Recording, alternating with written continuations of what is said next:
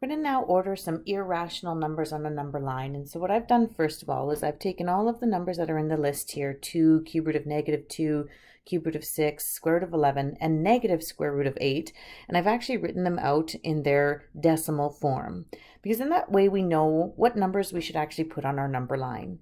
So whenever we're trying to figure out the numbers that go on a number line, I want to start with my smallest number, which happens to be -2.8.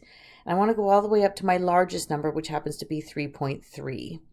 So if I'm really going to go, I don't know, from -3 to +4, let's say, that means I need 7 spaces. So if I went 1, 2, 3, 4, 5, 6, 7 spaces, I've got a few on either end. So it looks like I can easily manage to put 0 right in the middle. I can say 1, 2, 3, 4. I don't need that 5, but it's there.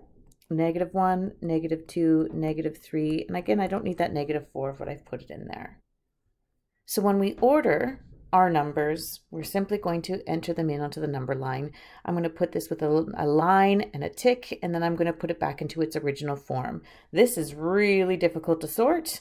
When you're in root form, it is not difficult to sort when they're actually in decimal form. So the square root of 2 was the first one, that's 1.14, so I'm going to go to 1.15 and go a little bit off to the right here.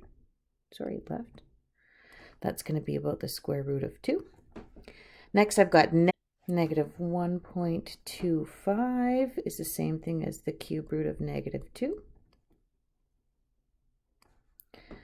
Next, I've got 1.817, so I'm still in between here. I'm going to go a little bit further down this time, and I'm going to say that's the cube root of 6.